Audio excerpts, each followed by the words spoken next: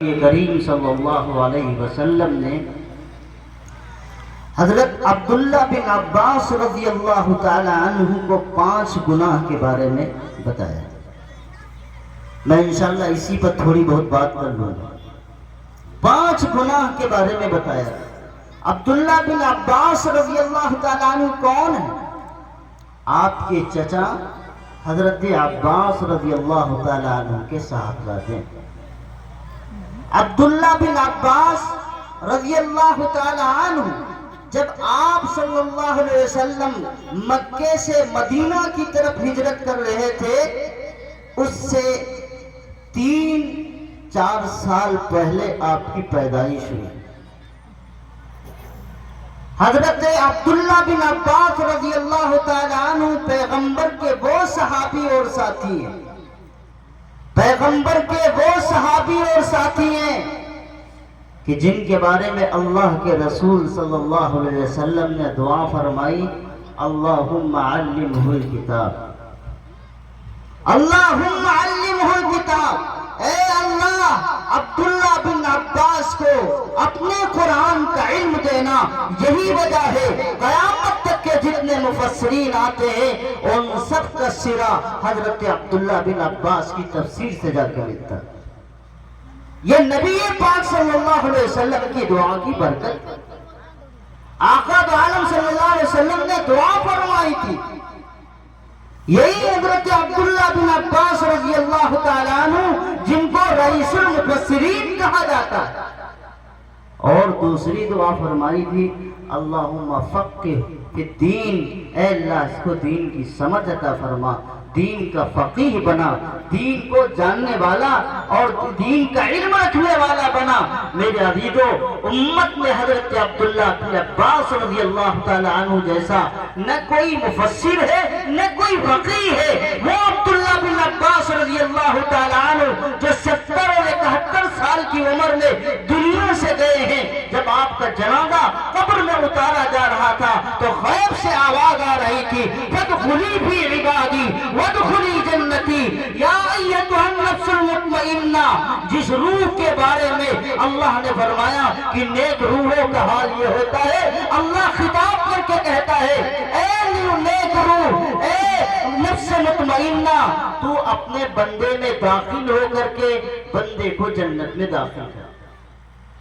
آواز آ رہی ہے حضرت عبداللہ بن عباس رضی اللہ تعالی عنہ کا جب جسد پاکی قبر کے اندر اتارا جا رہا۔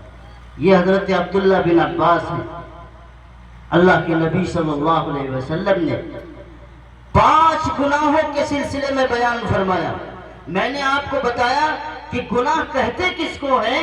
گناہ کہتے ہیں اپنے بڑوں کی نافرمانی کرنا۔ نمبر 2، بڑوں کی بات مان بھی لے تب بھی بڑوں کے منشا کے مطابق نہ کرے۔ جیسے مثال کے طور پر ایک آدمی نماز تو پڑھتا ہے لیکن خلاف سنت، ایک آدمی اذان تو دیتا ہے لیکن سنت کا اہتمام نہیں کرتا، ایک آدمی تجارت تو کرتا ہے لیکن حلال اور حرام کی تمیز نہیں کرتا۔ یہ تمام چیزیں وہ ہیں جو نافرمانی میں شامل ہوتی ہیں۔ تو میرے عزیزو، اللہ کے نبی حضرت محمد الرسول اللہ صلی اللہ علیہ وسلم نے ارشاد فرمایا، اور کیا فرمایا؟ جب کسی قوم کے اندر خیانت عام ہو جائے، پہلا گناہ، جب کسی قوم کے اندر خیانت عام ہو جائے، القى اللہ فی قلوبہم الرعب، پھر ایسی قوم کے اندر اللہ رعب کو ایسا ڈال دیتے ہیں کہ وہ کسی کے سامنے ٹک نہیں سکتے۔ پہلا گناہ کیا ہے؟ جب ان کے اندر خیانت عام ہو جائے۔ خیانت کس کو کہتے ہیں؟ کسی کے راز کی بات کو اوپن کر دینا۔ بڑا آسان ہے آج کے دور میں موبائل رکھنا، ابھی بات ہو رہی تھی، بڑا آسان ہے موبائل رکھنا، لیکن یاد رکھیے دنیا کتنا ہی ترقی کر جائے اور کتنے ہی مادے بن جائیں، کتنا ہی دنیا آگے بڑھ جائے، لیکن قرآن کا، نبی کا، شریعت کا حکم تبدیل نہیں ہوتا۔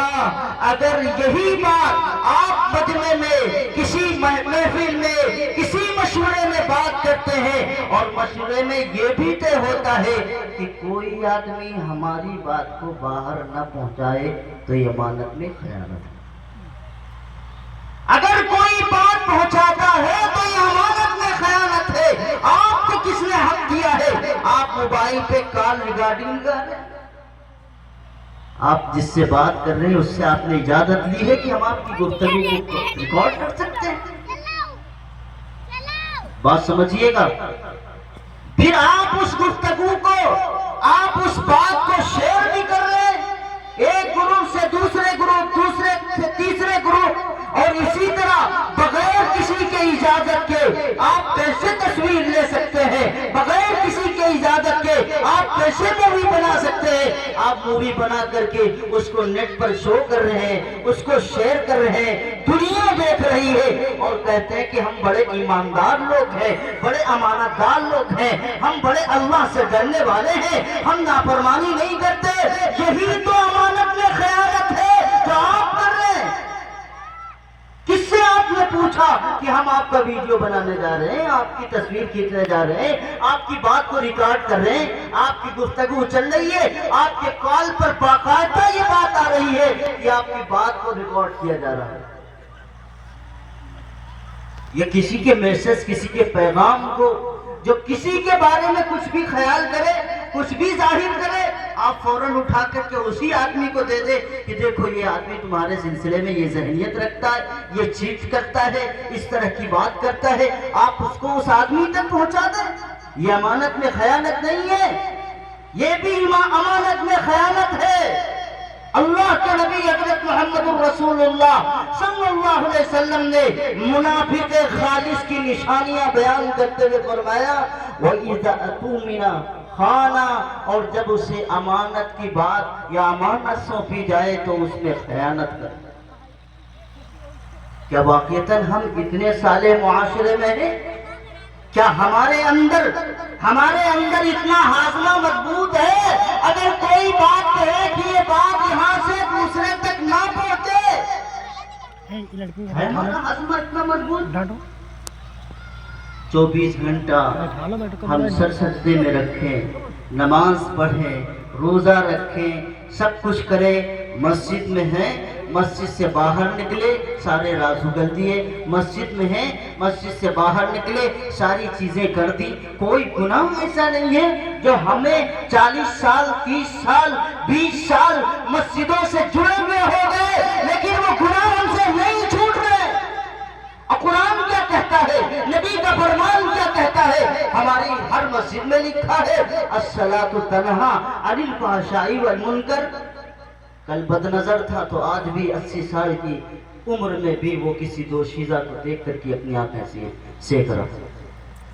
کل بد زبان تھا آج بھی بد زبان، کل گالیاں دیتا تھا تو آج بھی گالیاں دیتا ہے، کل بھی خیانت کرتا تھا تو آج بھی خیانت کرتا ہے. ابھی اس کے اندر ذرہ برابر بھی تبدیلی نہیں آئی ہے، جبکہ عمر 70 اور 60 کی گزر گئی ہے اور مسجدوں کے فرش توڑنے میں کوئی کسر باقی نہیں.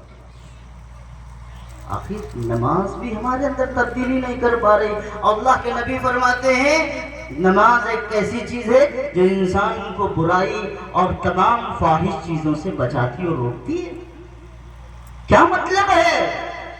مطلب یہ ہے میرے عزیزو، یقیناً ہماری نماز، ہم نماز تو پڑھتے ہیں لیکن بات تو وہی ہے، ہم مانتے تو ہیں لیکن بڑوں کے منشا کے مطابق نہیں مانتے. جب نماز سنت کے خلاف، وضو سنت کے خلاف، غسل سنت کے خلاف، سارے کام سنت کے خلاف ہیں تو اس کے اثرات اسی اعتبار سے ہوتے ہیں.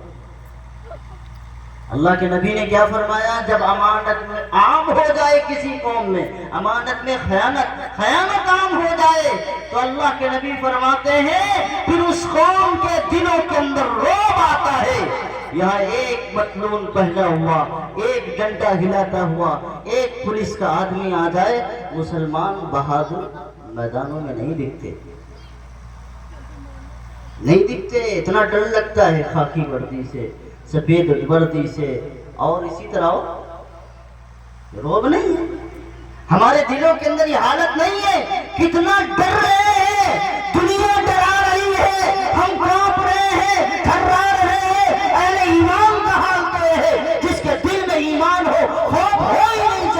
یا تو ایمان ہوگا یا خوف، یا تو ایمان ہوگا یا خوف ہوگا۔ ڈرنے والی قومیں دوسری ہیں، جو اللہ سے ڈرتا ہے وہ کسی سے نہیں ڈرتا، جو اللہ سے ڈرتا ہے کوئی چیز اس کو نہیں ڈرا سکتی۔ ہمارا حال تو یہ ہے کہ اگر ذرا سی ہوا تیز چلے تو ہمارے ذہن بدل جاتے ہیں، ہمارا حال تو یہ ہے ذرا سے مسائل آ جائے ہمارے ذہن بدل جاتے ہیں۔ اب کیا ہوگا، کب کیا ہوگا، کل کو کیا ہوگا، باہر مت نکلنا یہ کیا ہوگا، اندر مت جانا مت کیا ہوگا۔ اور سنو، اگر تمہارے دل میں ایمان ہے تو اپنے دل کے اندر یہ نقش کر کے جانا، اللہ جو چاہے گا وہ ہوگا۔ جان رہے گی تو اللہ چاہے گا تو رہے گی، اور اللہ نہیں چاہے گا تو نہیں رہے گی۔ جان تو بستر پہ بھی آنی ہے، وقت پڑا تو بستر کے بجائے روڈ پہ بھی آنی ہے۔ جان آئے گی تو کبھی کھیت میں بھی آ سکتی ہے، کھلیانوں میں بھی آ سکتی ہے، اسپتالوں میں بھی آ سکتی ہے۔ جب اس کا وقت ہوگا دنیا کا کوئی مائی کا لال اس موت کو روک نہیں سکتا۔ یہ روک کیوں آیا؟ اللہ کے نبی نے کہا جب قوم امانت میں خیانت کرنے لگے گی، ذرا اپنا تجزیہ کریں، ٹٹولے اپنے آپ کو۔ آج ہر مسلمان بزدل بنا ہوا ہے، بزدلی کی چادر اس کے اوپر آ چکی ہے۔ جو جرأت اور جو شجاعت اور جو بہادری کی داستانیں ہم اور آپ بناتے ہیں اپنے بڑوں کی، ان کا نام لینا بند کرے، بند کرے ان کا نام لینا۔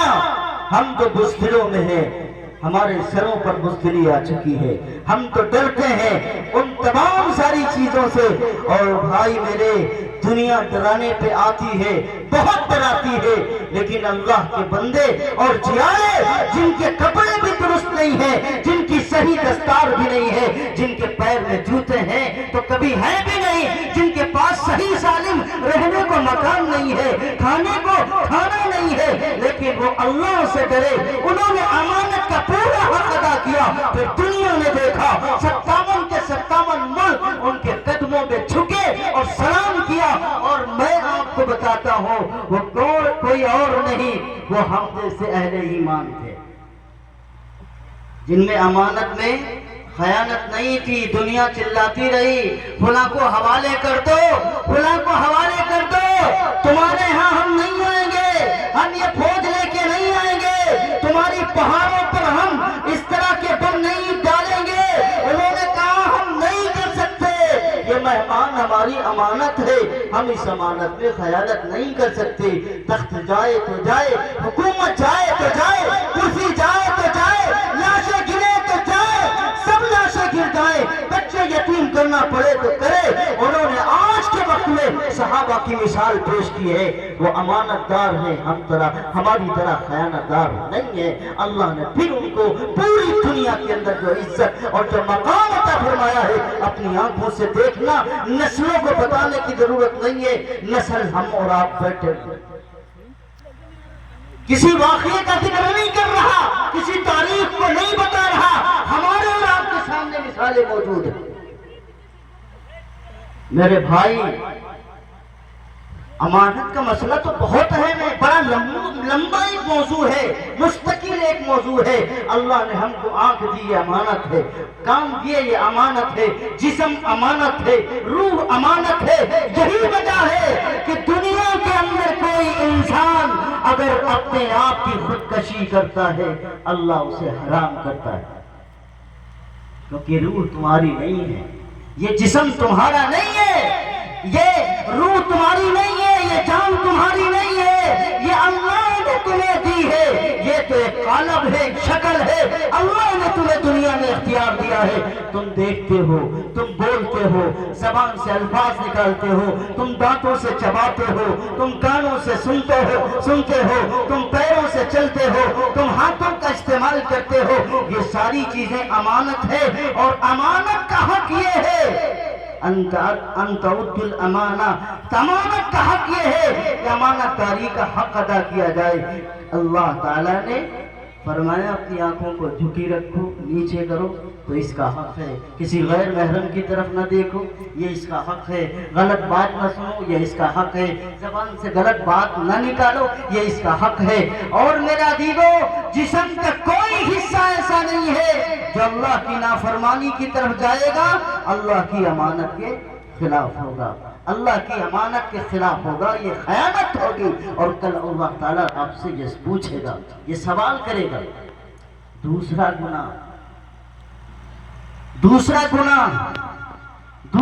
گناہ ہے جب کسی قوم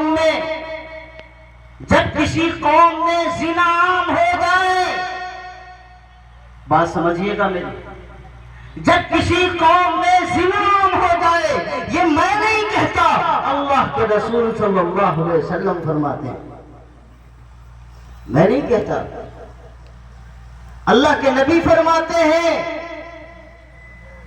اللہ کے نبی نے ارشاد فرمایا جب کسی قوم میں زنا عام ہو جائے تو اللہ کے نبی فرماتے ہیں پھر اس قوم پر اللہ تعالی موت کی کثرت کر دیتا ہے۔ کیا کرتا ہے اللہ تعالیٰ؟ کیا کرتا ہے؟ موت کی کثرت کر دیتا ہے۔ اکثر فیہم الموت، اللہ تعالیٰ ایسی قوم کو موت کی کثرت دیتا ہے۔ آج پتا چلا گاؤں کا ایک جنازہ اٹھا تو دوسری طرف دیکھا دوسرے کا جنازہ اٹھا، کوئی اٹیک میں جا رہا ہے، کوئی بلڈ پریشر میں مر رہا ہے، کوئی شوگر میں مر رہا ہے، کوئی کسی بیماری میں مر رہا ہے، کسی کو بخار آیا، ابھی تو ٹھیک تھا اور 2 منٹ نہیں گزرے کہ وہ چلا گیا۔ ایک کتا ہے، ایک مٹی دیتا ہے، اور دوسرے گاؤں میں مٹی ہو رہی ہے، تیسرے گاؤں میں مٹی ہو رہی ہے، ایک رشتہ دار کی مٹی کے ہاتھ دھو رہی، دوسرے رشتہ دار کا جنازہ تیار ہے۔ اللہ کے نبی نے فرمایا اس قوم کے اندر پھر موت کی کثرت ہوگی۔ اب نہ کوئی جوان نہ بوڑھا، کسی کا کوئی وقت نہ، ابھی تو ٹھیک ٹھاک تھے، یہاں سے اٹھے وہاں گئے، اٹیک پڑ گئے، چلے گئے، کوئی کسی کا وقت متعین نہیں ہے۔ اور اللہ کے نبی نے فرمایا اس گناہ کی نحوست یہ ہوگی کہ اس قوم میں ان لوگوں کے اندر جن میں زنا عام ہوگا ان میں موت کی کثرت ہوگی۔ نہیں ہو رہا؟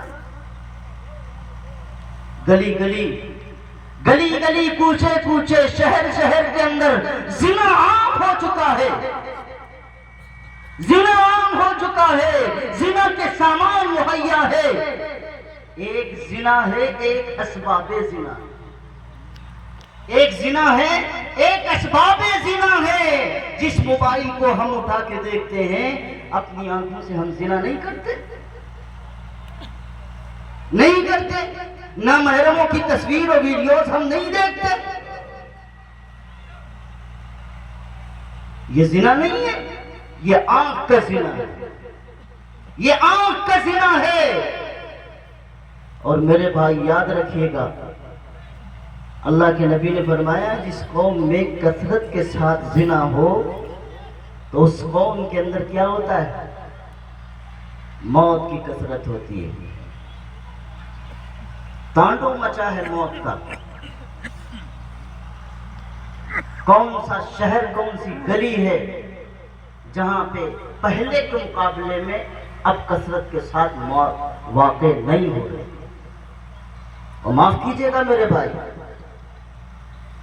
جن حالات میں ہم اور آپ کی وفات اور موت ہو رہی ہے،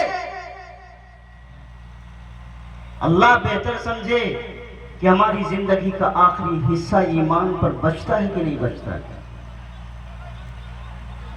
ہمارا اس دنیا سے جو خاتمہ ہو رہا ہے کس انداز میں خاتمہ ہو رہا ہے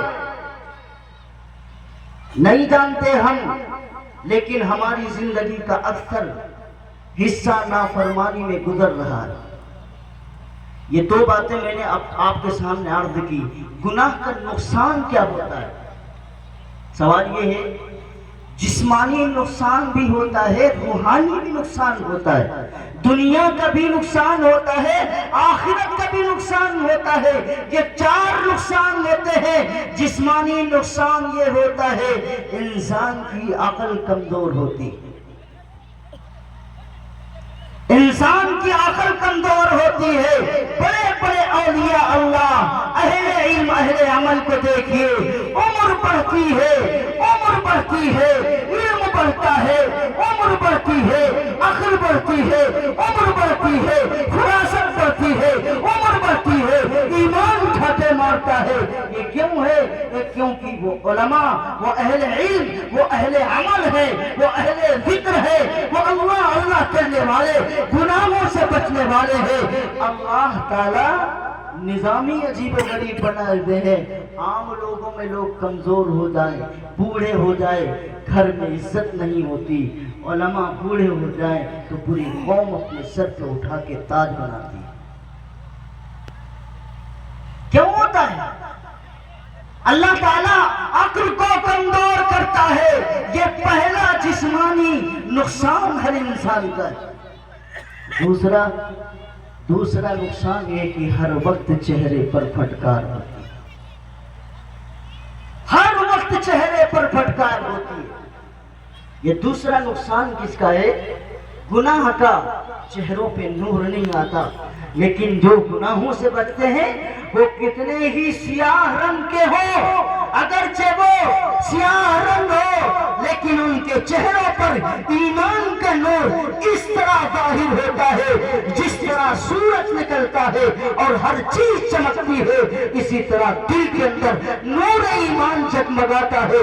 تو ان کے چہرے بھی روشن ہوتے ہیں، ان کے ہاتھ بھی روشن ہوتے ہیں، ان کا جسم بھی روشن ہوتا ہے، ان کی زبان بھی روشن ہوتے ہیں، ان کے الفاظ بھی روشن ہوتے ہیں، اور لفظ لفظ کے اندر نور ٹپکتا ہے.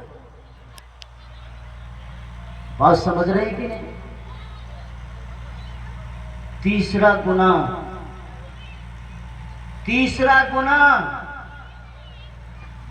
جب ناپ اور تول میں کمی کی جانے لگے. کسی قوم میں ناپ اور تول کی کمی کی جانے لگے. یہی حضرت عبداللہ بن عباس رضی اللہ تعالی عنہ نے سورہ مطففین میں خود حضرت نے فرمایا کہ صرف ناپ اور تول میں یہ ڈنڈی مارنا نہیں ہے، صرف ناپ اور تول میں ڈنڈی مارنا نہیں ہے. حضرت نے فرمایا کہ رسول اللہ صلی اللہ علیہ وسلم کے سنت کے خلاف کوئی بھی کام کرنا یہ بھی دین میں ڈنڈی مارنا ہے. سمجھ رہے ہیں کچھ؟ کوئی بھی کام رسول اللہ کے سنت کے خلاف کرنا یہ بھی دین میں ڈنڈی مارنے کے مترادف ہے. میں نہیں کہتا، حضرت عبداللہ بن عباس رضی اللہ تعالی عنہ جو رئیس المفسرین ہیں وہ فرماتے ناپ اور تول میں کمی کرنا.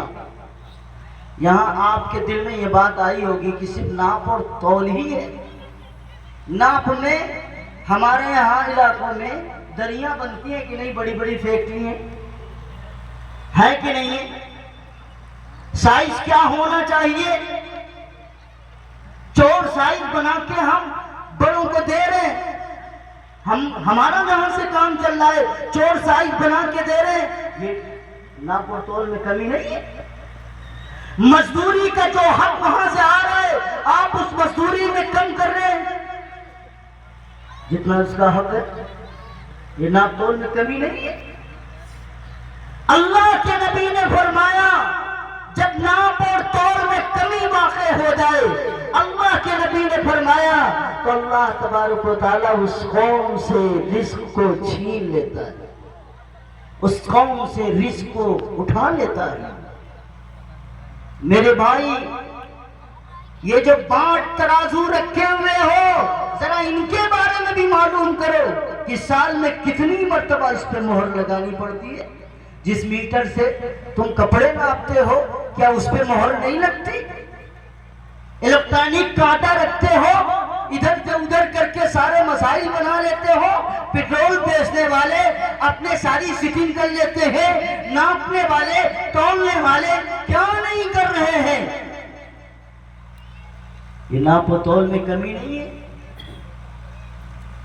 اللہ کے نبی نے کیا فرمایا؟ پھر اللہ تعالیٰ رزق کو بند تھوڑی کرتا، اللہ نے وعدہ کیا ہے، لیکن ایک خاندان صبح سے شام تک سال سال بھر لمبی رقمیں کما کر کے بھی اس میں برکت حاصل نہیں کر پاتا، ایک پیسہ بھی اس کے پاس نہیں رکتا۔ اس کا مطلب یہ ہے اللہ تعالیٰ اس رزق کے تمام برکات کو ختم کر لیتا ہے۔ تم بھوکے نہیں رہو گے لیکن تمہاری بھوک کبھی ختم نہیں ہوگی، تم پیاسے نہیں رہو گے لیکن تمہاری پیاس کبھی ختم نہیں ہوگی۔ اللہ تعالیٰ رزق کو تنگ کر دیتا ہے۔ ہمارے لوگ کہتے ہیں مہنگائی بڑھتی چلی جا رہی ہے، مہنگائی بڑھتی چلی جا رہی ہے۔ مہنگائی بڑھنے کا سب سے اہم معاملہ یہی ہے، رسول اللہ صلی اللہ علیہ وسلم نے اور دیگر جگہوں پہ یہ بات لکھی ہوئی ہے کہ جب لوگ ناپ و تول میں کمی کرتے ہیں تو اللہ تعالیٰ رزق کو تنگ کر دیتے ہیں، تجارت کو تنگ کر دیتے ہیں۔ آج یہی تو ہماری صورتحال ہے۔ ابھی دو چیزیں باقی ہیں، وہ بعد میں کبھی زندگی رہی تو انشاءاللہ بیان کر دوں گا، بات یہیں تک ختم کرنا ہے۔ تو دنیا کا نقصان تو ہم نے آپ نے دیکھ لیا، جسمانی نقصان بھی دیکھ لیا، اور بچا آخرت کا نقصان۔ آخرت کا نقصان کیا ہے؟ کوئی گناہ ایسا نہیں ہے۔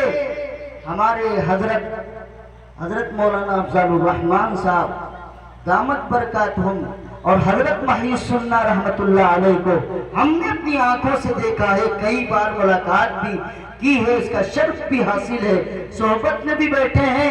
حضرت فرماتے تھے کرنے کو تو اللہ سارے گناہ معاف کر سکتا ہے، لیکن ایک چھوٹا گناہ بھی اگر پکڑنے پر اللہ آ جائے اور حساب لینے پر آ جائے تو ایک چھوٹا گناہ بھی ہمیں جہنم میں لے جانے کے لیے کافی۔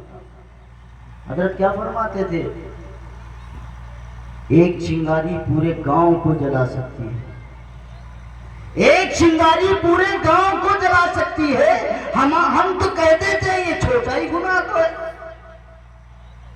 ہم تو کہتے ہیں یہ چھوٹا ہی گناہ تو ہے، ایک چھوٹا گناہ ہمیں جہنم پہنچا سکتا ہے۔ کوئی مسلمان یہ سمجھے کہ ہم جنت کے ٹھیکیدار ہیں، 2 روپے میں، 10 روپے میں، 50 روپے میں، 500 روپے میں، 1000 2000 میں، شیخ صاحب دے نہیں، ہم 70,000 دے دیں گے، ہم 1.5 لاکھ مسجد میں دے دیں گے، 5 لاکھ دے دیں گے، جنت ہمارے باپ کی ہے، تمہارے باپ کی جنت نہیں ہے۔ جنت کی چابی تو اللہ کے ہاتھ میں ہے، جب جسے چاہے گا اسے دے گا۔ جو گناہ کر کے آئے ہو، اللہ کا انصاف تو یہ ہے کہ جو گناہ کرے، جو مجرم بنے تو وہ سزا بھگتے۔ کیوں دنیا میں یہ قانون نہیں ہے؟ نہیں ہے قانون۔ تمہارا بچہ غلطی کرے تم ماں سزا نہیں دیتی، تم سزا نہیں دیتے، اللہ سزا کیوں نہیں دے گا؟ اللہ جس طرح شدید العقاب ہے، سزاؤں کو سخت کرنے والا ہے، یقیناً اللہ کی رحمت بڑی عالی ہے، یقیناً اللہ کی شان بڑی عالی ہے، اللہ کی رحمت بہت عالی ہے، لیکن اس کا مطلب یہ نہیں ہے اللہ کی رحمت کا تو ہمیں سہارا ہو، لیکن اس سہارے کے نتیجے میں ہم گناہ پر گناہ کرتے ہیں۔ تو آخرت کا نقصان یہی ہے کہ جہنم میں جلائے جائیں۔ جب تک اللہ تعالیٰ رکھے، جب تک ہمارے گناہ کا سلسلہ اور جب تک اس کی سزا اللہ رکھنا چاہے، ایسا نہیں ہے کہ ہم نے کلمہ پڑھ لیا تو جہنم ہمارے لیے نہیں ہے، صرف کافروں کے لیے۔ ہمارے ان کے میں فرق یہ ہے کہ وہ ہمیشہ ہمیں جہنم میں رہیں گے، لیکن ہمارا حال یہ ہوگا کہ ہم نے اگر گناہ کیا ہے تو جہنم میں اس کی سزا بھگتنی پڑے۔ دنیا کی آگ برداشت نہیں ہوتی، دنیا کی آگ برداشت نہیں ہوتی، یہاں کا ڈنک برداشت نہیں ہوتا، سانپ کا زہر برداشت نہیں ہوتا۔ جس جہنم کی بات کرتے ہو وہ جہنم کا حال تو عجیب و غریب ہے۔ قرآن نے ایسے انداز پہ لکھا ہے کہ اگر انسان ایک بار تصور کر لے تو پوری زندگی اسے نیند نہیں آ سکتی۔ اس لیے میرے عزیزو، میرے بھائیو، تو گناہ کی یہ نقصانات میں آپ کو بتا رہا ہوں۔ اللہ کے نبی نے جو چیزیں فرمائی ہیں، یقیناً یہ ساری چیزیں ہمارے سماج میں ہیں، ہم اس کا اقرار کرتے ہیں، ہے کہ نہیں ہے؟ ہم کوئی دودھ کے دھلے نہیں ہیں، ہے ہمارے اندر یہ چیزیں۔ یہی وجہ ہے کہ ہمارے دلوں پر لوگوں کا رعب پہنچ چکا ہے، کافروں کا رعب ہے، دشمنوں کا رعب ہے۔ وہ لوگ جو اللہ کو ماننے والے نہیں ہیں، ہمارے دلوں پر رعب ہو چکا ہے، ہمارے دل کمزور ہو چکے ہیں، رعب میں ہم کپاتے ہیں، ہم تھراتے ہیں، ہمارے ہاتھوں کے اندر کپکپاہٹ آتی ہے، ہم کسی کے سامنے بول نہیں سکتے، ایک لفظ نہیں بول سکتے۔ لیکن میرے بھائی، اللہ کا ایمان اور یقین ہمارے دل کے اندر ہوتا ہے جب ہم امانت کے ساتھ امانت کی حقداری کا پاسداری کرتے ہیں اور اس کی حفاظت کرتے ہیں، تو اللہ تبارک و تعالیٰ رعب کو ختم کر کے اس دل کے اندر بہادری رکھتا ہے۔ قرآن نے ایسے لوگوں کے بارے میں فرمایا لا خوف علیہم ولا هم یحزنون۔ ہونے کو تو بڑے مستانے ہوتے جن کے پاس خود کا گھر نہیں ہوتا، بستر خود کا نہیں ہوتا، آج یہاں ہے تو کل وہاں ہے، کل وہاں ہے تو پرسوں وہاں ہے، جن کے کھانے کا کوئی انتظام نہیں، جن کے پاس شاہی محل نہیں، جن کے پاس فوج نہیں، جن کے پاس قوت نہیں، جن کے پاس حکومت نہیں، جن کے پاس تخت و تاج نہیں۔ لا خوف علیہم ولا هم یحزنون۔ وقت کا سپر پاور ہو، وقت کا طاقتور ہو، وقت کا فرعون ہو، وقت کا کتنا بڑا ہی قوت والا ہو، کہتے ہیں ہمیں نہ تم سے ڈر ہے نہ خوف ہے، ہم خوف کس لیے کرے؟ اللہ جب ہم کو دیکھتا ہے، اللہ کو ہم دیکھتے ہیں۔ جب ہم اللہ کے ہیں تو ہمیں خوف کس بات کا ہے، ہمیں غم کس بات کا ہے؟ تم زیادہ سے زیادہ قتل کر دو گے، مار دو گے، ہم تو چاہتے ہی ہیں کہ ہم اپنے آقا اپنے مولا اللہ کے پاس جلد جلد پہنچے اور اس کی زیارت سے مشرف۔ وہی مجدد الفقانی جن کے ہاتھوں میں ہتھکڑیاں پڑی ہیں، پیروں میں بیڑیاں پڑی ہیں، دربار میں کھینچ کے لے کے گئے، یہ تمہارے خلاف بولتا ہے، یہ تمہارے خلاف بولتا ہے۔ چھوٹا سا دروازہ، چھوٹا سا دروازہ، حضرت نے کہا رے میں اللہ کے علاوہ کسی کے سامنے سر جھکاتا نہیں ہوں، اس کے دربار میں جاؤں گا سر جھکانے کے لیے، سر جھکا کے اندر داخل کروں گا، آگے پہلے پیر کیا پھر سر۔